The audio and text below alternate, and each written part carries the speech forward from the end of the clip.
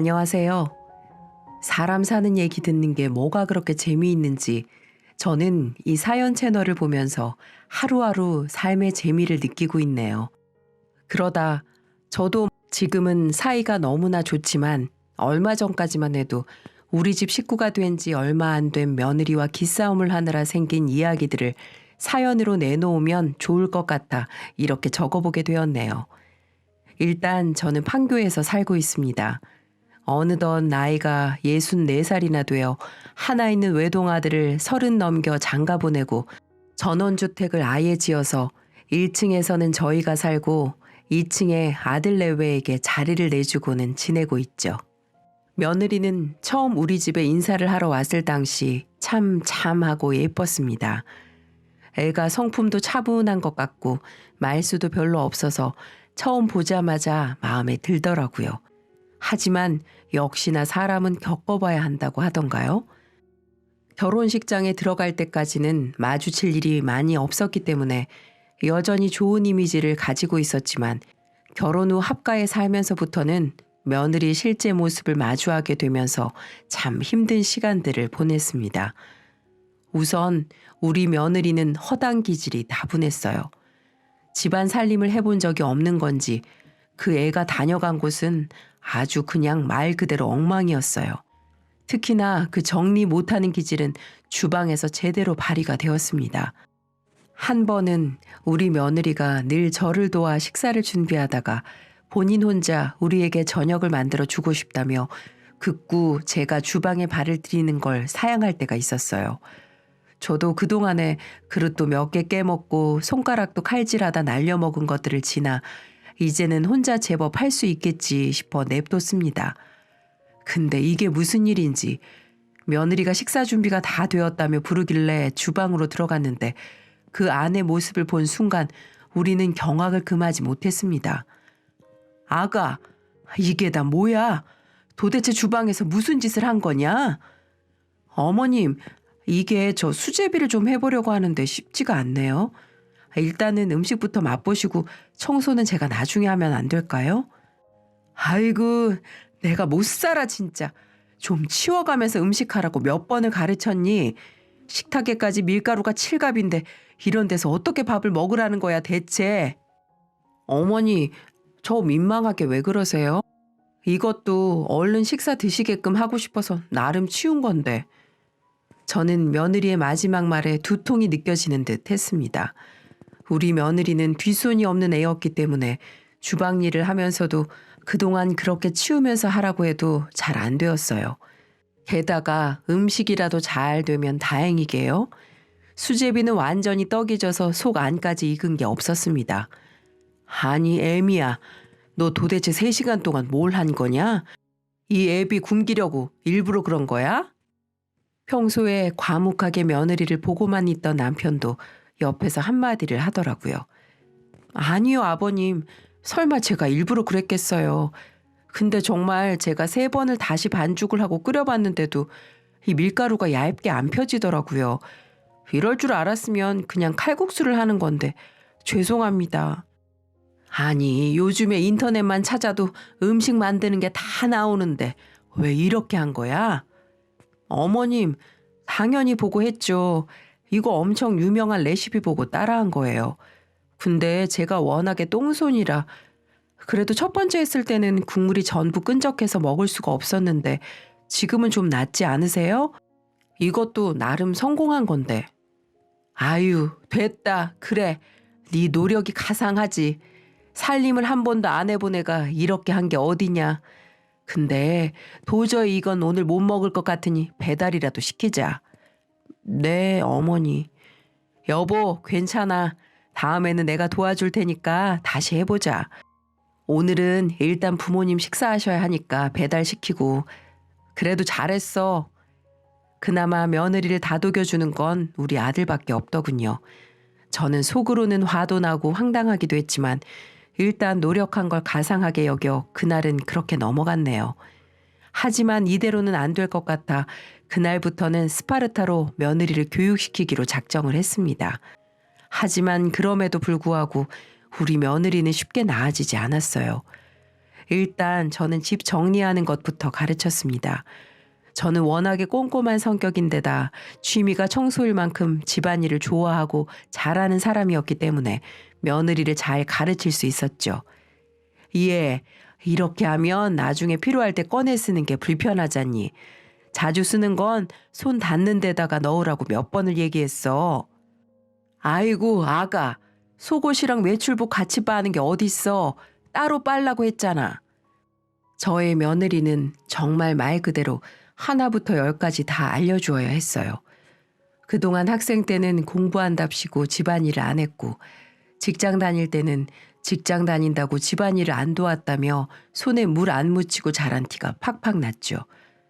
그래서 저는 중간에 우리 사돈한테도 며느리 교육 좀 시키겠다고 말을 한 적도 있었어요. 상대방 입장에서는 서운하고 황당할 수도 있었겠지만 저로서는 이제 우리 집에 들어온 식구로서 제가 제 자식으로 생각하고 지들끼리 살아도 잘 살 수 있도록 가르쳐야 한다는 의무감이 생겼었기 때문에 신뢰를 무릅쓰고 양가가 한번 모임 가졌을 때 이야기를 했습니다. 우리 며느리가 참 착하고 마음은 좋은데 집안일을 어려워하더라고요.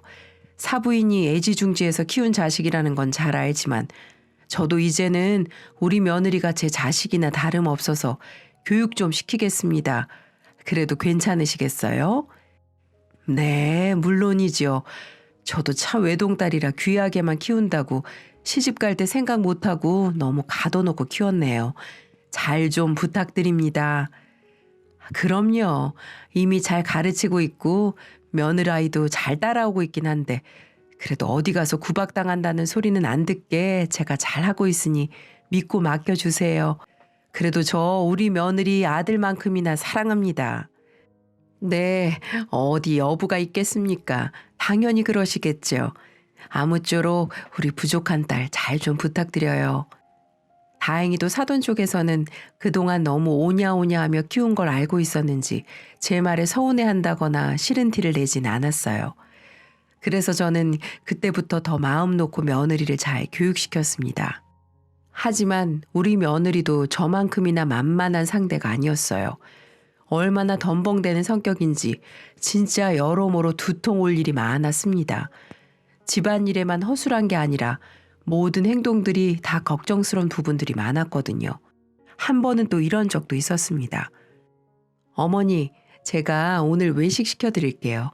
아버님도 모임 있어서 늦게 들어온다고 하시고 오늘 남편도 야근이래요. 저희 둘이 밥 먹어야 하는데 오랜만에 저랑 데이트해요. 제가 오늘은 비싼 저녁 사드릴게요. 그래, 가보자. 오늘은 나도 밥 차리기 귀찮다. 그렇게 저희 둘은 며느리가 운전하는 차를 타고 외식을 하러 갔습니다. 근데 한참 차가 막히는 시간에 나가서 그런지 집 앞에서부터 많이 막히기 시작하더라고요. 아이 참, 차가 많이 막히네. 예약 시간 다 됐는데. 그래도 천천히 운전해. 전화해서 시간 좀 미루면 되지. 안 돼요, 어머니. 거기 유명한 곳이라 예약 시간 밀려서 가면 밥 못 먹어요. 어머니하고 꼭 가고 싶어서 제가 어렵게 예약했단 말이에요. 며느리 마음은 늘 좋았기 때문에 이번에도 저를 위한답시고 좋은 식당을 예약한 상황이었습니다. 하지만 차가 너무 막혀 예약 시간에 들어갈 수 있을지 장담이 안 되는 상황이었죠. 하지만 거기에서 또 하나의 문제가 발생되고 말았네요. 쾅! 어머나, 얘 괜찮아? 아니, 서두르지 말고 조심하라고 했잖아. 어머니, 죄송해요. 어떡하지? 잠시만요. 어머니는 안에 계세요. 제가 수습하고 올게요. 결국 며느리는 급한 마음을 못 참고 서두르다 길이 살짝 뚫렸을 때 밟기 시작했고 그러다 앞에 가는 차량과 거리 유지를 잘 못해 앞쪽에서 급정거를 했을 때 들이받고 말았어요. 저는 이 덤벙대는 성격에 운전을 맡긴 내가 잘못이라는 생각이 퍼뜩 들었습니다. 하지만 어쩔 수 없었죠. 이미 일은 저질러졌으니까요. 저는 상관도 하기 싫어 일단은 차에 있었습니다. 그리고 며느리는 바로 차 밖으로 나가 상대방 차주와 함께 보험 처리를 하는 것처럼 보였어요. 제 남편과도 통화를 했는지 다행히도 그날은 서로 보험 처리를 하는 것으로 끝냈지만 우리 며느리에게는 그게 문제가 아니었습니다. 그 예약한 식당을 꼭 가야 하는 게 더 큰 문제였어요. 어머니, 얼른 내리세요. 남편이랑 통화시켜서 보험 처리 깔끔하게 하기로 했어요. 일단 보험회사에서 2차 가지고 가면 우리는 가도 된대요. 그러니까 택시 타고 가요, 어머니. 아니, 이런 상황에서 무슨 식당까지 또 가. 그냥 집으로 돌아가자. 사고 난 마당에 외식한다고 밥이 넘어가겠어? 안 돼요. 여기 꼭 가야 돼요. 이미 나왔고 여기에서 얼마 걸리지도 않아요. 그러니까 얼른 밥 먹고 들어가요, 어머님. 아유, 참. 괜히 나와서는. 저는 너무 가고 싶지 않았지만 일단 며느리가 또 가야 한다고 하기에 따라 나섰습니다. 택시를 타니 다행히 예약 장소까지 10분밖에 걸리지 않았고 저는 저한테 있는 현금으로 택시비를 냈기 때문에 그때까지만 해도 밥만 먹고 무사히 집으로 귀가할 수 있을 줄만 알았어요. 하지만 여기에서 정말 제 꼭지를 돌아버리게 만드는 일이 발생하고 말았습니다. 많이 다녀간다는 유명한 소고기집에서 저희는 근사한 저녁을 먹기는 했어요. 평소 제가 소고기를 좋아하는 걸 우리 며느리가 알고는 예약을 했던 거였더라고요. 덕분에 식당까지 오면서 상했던 마음들이 많이 풀리게 되었고 저도 금액이 좀 부담스럽긴 했지만 간만에 며느리가 시켜주는 외식이니만큼 마음 편하게 즐겼습니다. 한 번쯤은 그래도 된다 싶었거든요. 하지만 제 좋은 기분은 딱 거기까지였어요. 계산대에 들어서는 순간부터 저의 기분은 다시 최악이 되었고 이때는 며느리에게 화를 안 낼래야 안 낼 수가 없었습니다. 여기 얼마예요? 네, 12만 9천 원입니다. 많이도 먹었네요. 잠시만요. 이곳은 1인분만 시켜도 소갈비 금액이 만만치 않았고 금액에 비해 양도 적었기 때문에 저희는 꽤 무리해서 메인을 시켜 먹고 후식 메뉴까지 먹느라 금액이 상당히 나온 편이었어요. 또 이날따라 며느리가 정말 잘 먹었기 때문에 저희는 한 끼 식사치고는 지출을 많이 한 편이었습니다. 하지만 이것도 며느리가 계산한다고 하니 나중에 제가 만난 거 또 사주면 되겠다 생각하면서 잠자코 뒤에서 기다리고 있었죠. 하지만 가방을 뒤지던 며느리가 갑자기 당황을 하기 시작하더군요. 잠시만요. 분명 내가 지갑을 가지고 나온 것 같은데. 아니나 다를까 며느리는 또 이번에도 그냥 넘어가질 않았습니다. 지갑을 두고 온 건지 계산을 해야 하는데도 불구하고 좀채 결제해야 할 카드를 찾지를 못하고 있었어요. 뭐야, 지갑 놓고 온 거 아니냐? 아니에요, 어머니. 제가 분명 챙겼는데. 잠시만요. 급기야 가방을 카운터에다가 다 쏟아내고는 본격적으로 지갑을 찾아대는 며느리를 보면서 저는 이번에도 머리를 짚을 수밖에 없었습니다. 더 문제는 저도 며느리가 사주는 밥을 먹으러 나온 거라 지갑을 챙기지 않았다는 거였죠. 잘 찾아봐. 아유 참. 그러게 내가 평소에 물건 아무 데나 놓지 말라고 했지. 저 정말 잘 챙겼어요. 참 이게 어딜 간 거지? 우리는 그 자리에서 결제할 돈이 없어 너무나도 당황했습니다.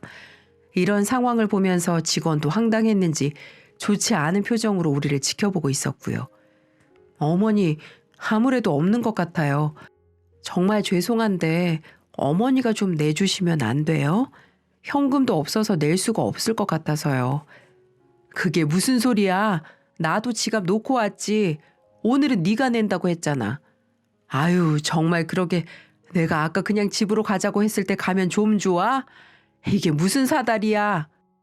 아니 어머니, 그렇다고 지갑까지 놓고 나오시고 무슨 일이 있을 줄 알고요. 그게 지금 네가 나한테 할 소리냐? 아유 진짜 내가 창피해서 얼른 아들한테 전화해서 이체라도 좀 시키라고 해봐. 저희 이번에 다 카드값 내고 적금으로 부어서 현금 가지고 있는 거 없을 거예요. 아버님께 전화 드려볼까요? 아니 그 사람은 지금 친구들이랑 모임 나가 있는데 돈을 붙일 수가 있겠냐고. 저는 화가 머리 끝까지 났습니다. 아들 부부는 이제 2세 준비를 한답시고 적금을 열심히 붓고 있었고 신용카드만 적당히 써가며 생활을 하고 있는 듯 했어요.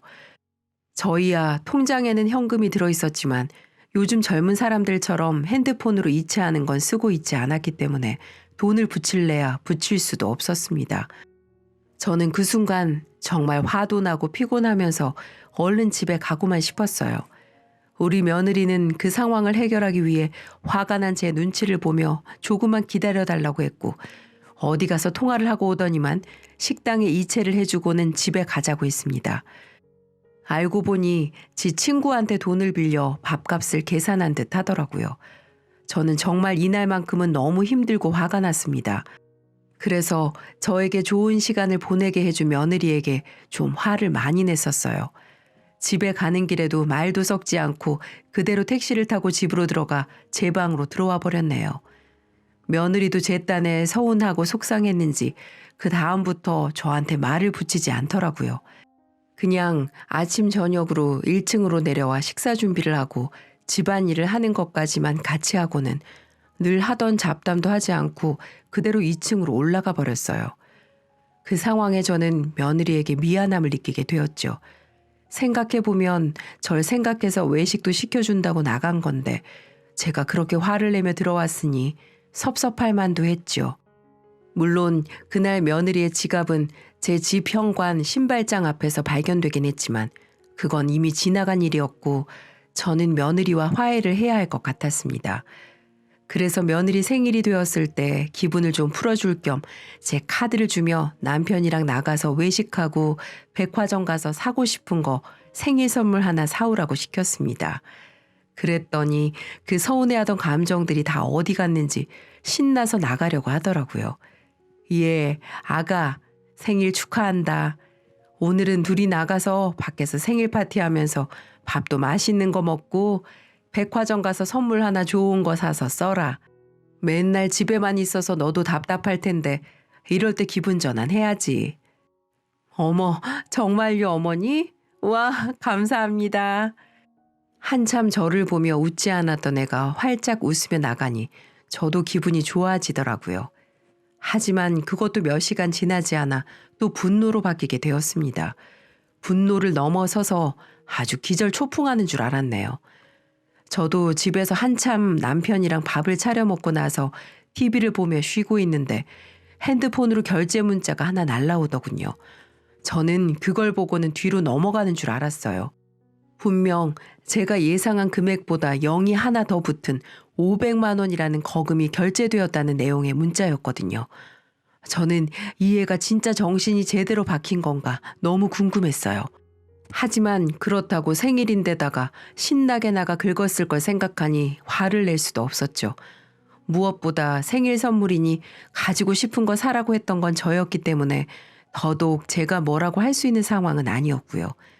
그래서 그냥 어이없는 기분으로 아들 내외를 기다리고 있는데 한참을 지나 아들 부부가 들어왔고 며느리는 엄청 신난 표정으로 집에 들어오자마자 저에게 사가지고 들어온 명품 가방을 보여주며 한껏 애교를 피워댔습니다. 어머니, 이것 좀 보세요. 너무 예쁘죠? 정말 정말 감사해요.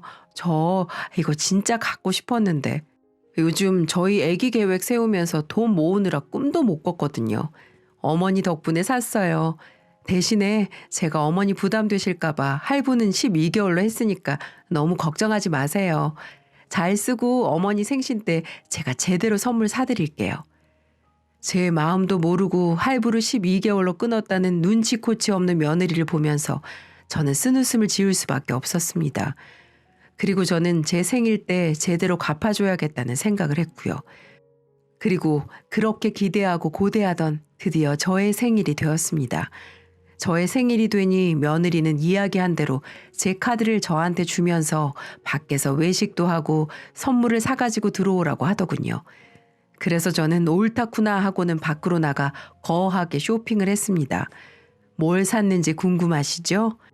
저는 남편 차가 많이 낡아 차를 바꿔야겠다는 생각을 늘 하고 있었는데 이번 기회에 아들 부부 카드 한도가 높다는 걸 알고 있었기 때문에 곧바로 중고차 시장으로 가서 2천만 원짜리 차를 덜컥 사버렸어요. 상의도 하지 않고 남편과 제일 마음에 드는 것으로 골라 구매를 했고 얼른 밥 먹고 집으로 들어가니 역시나 며느리의 얼굴은 완전히 죽상이 되어 있었습니다. 제가 말이라도 걸면 꼭 울음을 터뜨릴 것 같은 표정이었죠. 저는 들어가자마자 며느리의 상태를 보고도 아랑곳하지 않고 말했습니다. 내가 며느리 잘 둔 덕에 2천만 원을 카드로 다 긁어보고 참 복 받았어. 아가, 차 잘 쓸게. 내가 가방값 내보니까 할부가 긴 게 오히려 더 곤욕이더라고. 그래서 아예 짧고 굵게 갚으라고 3개월 할부로 끊었으니까 얼른 갚고 끝내. 차는 너무 좋아. 어찌나 슝슝 잘 달리는지 우리 며느리밖에 없어. 내 친구들한테도 자랑해야 할 것 같아. 저는 며느리에게 장난스러운 말투로 한창 이야기를 했고 제 말에 결국 며느리는 울음을 터뜨리고 말았습니다. 어머니, 2천만 원이 무슨 말이에요 도대체. 저희한테 그만큼 돈이 어딨다고. 정말 너무하세요. 2천만 원을 3개월 만에 어떻게 다 갚아요. 저한테 정말 왜 그러세요. 어머, 너 지금 내가 그깟 2천만 원 썼다고 그러는 거니? 아니, 네가 사고 싶은 대로 사서 쓰라며. 그래서 나도 편하게 내 며느리 덕 좀 본 건데 그게 그렇게 아쉽고 아까워? 네가 여기서 울면 내가 뭐가 돼? 저는 우는 며느리 앞에서 아랑곳하지 않고 화를 냈습니다. 그리고는 아무 말도 못하는 며느리를 두고는 안방으로 들어와 버렸어요. 하지만 제가 이렇게 한 데는 다 이유가 있었습니다. 저는 이미 아들과 남편이랑 이야기를 해서 씀씀이 모르고 돈을 쓴 며느리에게 돈의 소중함을 알려주기 위해 작전을 펼친 거였어요. 얼마 전에도 외식으로 10만 원 이상을 쓴 걸 보면 우리 며느리가 평소에 얼마나 돈을 헤프게 쓰는지 알 수 있을 거예요. 물론 심각한 정도는 아니지만 그래도 시모의 카드를 가지고 나가 아무렇지도 않게 500만 원이라는 거금을 쓴 건 정말 잘못된 거라고 가르쳐 주어야만 했습니다. 하지만 더 본인에게 와닿게 알려주어야겠다 싶어 말로 하기보다는 행동으로 옮긴 거였죠. 그날 이후로 또 저에게 서운했는지 말을 걸지 않은 며느리를 저는 밖으로 데리고 나갔습니다. 예, 아가, 우리 오늘 드라이브 좀 하자. 네가 사준 차를 아직까지 너만 안 타봤어. 내가 시승식 겸 드라이브 시켜줄 테니까 나가자. 갑자기요? 그래, 얼른 나와. 저는 저녁 준비하러 내려온 며느리를 데리고 나갔고 제 남편과 아들은 배달 음식을 시켜주고는 둘이서 외출을 했습니다. 그리고 한참을 달려 외곽으로 나가 며느리에게 말을 했어요. 예, 너 내가 네 돈으로 2천만 원 긁어 이 차 샀다고 요즘 시위하는 거니? 네? 그게 무슨 소리세요? 그렇잖아. 네가 내 카드로 500만 원 긁고 왔을 때도 나는 아무 말 안 했는데 너 지금 내가 네 카드로 2천만 원 긁고 오니까 또 삐져가지고는 말도 안 하고 있잖니? 그런 건 아닌데 근데 솔직히 어머님 좀 너무하셨어요. 2천만 원이라뇨. 저희가 그 큰 돈이 어디 있어요. 저 벌써부터 카드값 나올 것 때문에 걱정하고 있어요. 우리 적금도 다 깨야 할 판이라고요. 그래? 돈이 좀 나가니까 이제야 좀 현실이 느껴져? 당연하죠. 저희가 어머님 아버님처럼 그동안 오래 돈을 모아온 것도 아니잖아요. 예, 네 돈 소중한 만큼 우리 돈도 소중해. 나도 500만 원이 뭐 적은 돈인 줄 아니? 네? 너 사실 너무했어. 나는 기껏해 한 50 긁을 줄 알았다. 근데 500이라니. 나도 놀랬어 얘. 그래도 네 생일 선물이라 참았지. 어머 어머니 진작 말씀하시지 그러셨어요. 저 정말 몰랐어요. 그래 그럴 수 있지. 그래서 내가 이번 기회에 알려준 거야. 돈의 소중함을 좀 알라고. 어른 돈도 함부로 쓰는 거 아니라고 같이 알려주면서. 그리고 얘 내가 그동안 너한테 많이 구박하고 잔소리한 거 서운했지? 아, 뭐 사실 그건 괜찮은데 저희 둘이 외식한 날은 좀 많이 서운했었어요. 저는 진짜 어머니한테 잘해드리고 싶어서 그런 건데 마음처럼 되지도 않고 어머니는 화내시고. 그래 미안하다. 나도 참 네가 그만 좀 덜렁댔으면 좋겠는데 그게 고쳐지질 않으니 나 딴에도 힘들었어. 제가 좀 그래요. 부족해요 어머니. 아니다 됐다. 근데 뭐 이제는 많이 좋아지고 있고 또 그게 네 모습인 걸 어쩌겠냐. 나도 이젠 억지로 너 고치려고 하지 않고 있는 그대로 널 보려고 해. 어머니, 정말 감사합니다. 저 많이 노력할게요. 저 정말 어머니가 너무 좋아요. 근데 어머니를 자꾸 실망시켜 드리는 것 같아서 저 스스로도 너무 싫었어요. 그랬어? 아니야, 그러지 않아도 돼. 나도 널 정말 사랑한단다. 이 부족한 시엠이 그동안 잘 따라와줘서 고마울 뿐이지. 우리 앞으로 서로 서운한 거 다 잊고 잘 지내보자. 네, 어머니, 정말 감사해요. 제가 더 잘할게요. 그래, 그래. 저희들은 그날 그 대화로 모든 서운한 것들을 풀었어요. 그리고 저는 아들에게 이야기했던 것처럼 2천만 원에 대한 할부 금액은 자동이체로 넘겨주었어요. 어차피 차는 사려고 했던 거여서 상관없었습니다. 지금은 며느리와도 너무 잘 지내고 있어요. 서로 싫어하는 부분들을 많이 파악해서 조심하면서 누구보다도 잘 지내고 있네요. 지금은 어머님, 아버님 맛있는 식사 해드리고 싶다며 유튜브에서 음식을 나름 열심히 배우고 있더라고요. 제게 와서 김치찌개며 된장찌개며 만들어서 저보고 시식해보라고 하는데 도대체 뭘 배운 건지 음식은 여전히 맛대가리가 없지만은요. 전 며느리가 시부모님께 사랑받고 싶어서 이렇게라도 노력하는 걸 보면 너무 예쁘고 귀엽기만 합니다. 비록 허당기가 많은 며느리지만 요즘 그런 모습도 예뻐 보이네요. 저도 가끔 며느리처럼 허당이 되어서 서로 웃고 떠들고 얼마나 즐겁게 지내는지 모르겠네요. 앞으로 이런 며느리와 오래오래 건강하게 잘 지내도록 하겠습니다. 아마 이걸 보시는 많은 어머님, 아버님들도 며느리하고 서먹서먹한 관계로 지내는 분들이 많으실 텐데요. 오늘부터라도 조금씩 대화로 풀어가시면 사이도 좋아지지 않을까 싶네요. 저는 어려움이 있었지만 좋은 친구를 얻어 행복한 요즘입니다. 우리 며느리와의 생활 잘 응원해 주세요. 감사합니다.